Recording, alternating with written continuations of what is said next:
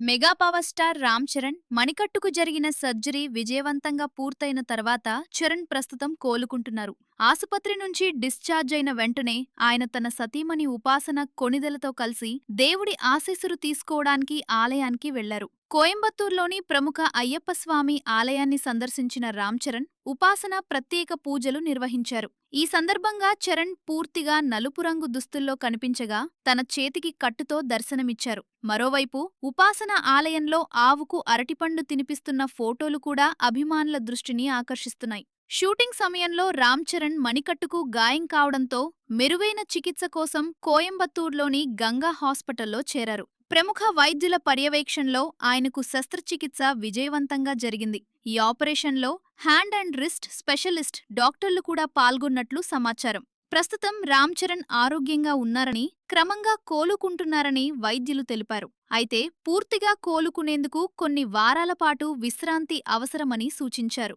ప్రస్తుతం ఆలయ దర్శనానికి సంబంధించిన రామ్ చరణ్ ఉపాసన ఫోటోలు సోషల్ మీడియాలో వైరల్ అవుతున్నాయి. అభిమానులు చరణ్ త్వరగా పూర్తిగా కోలుకోవాలని ఆకాంక్షిస్తున్నారు.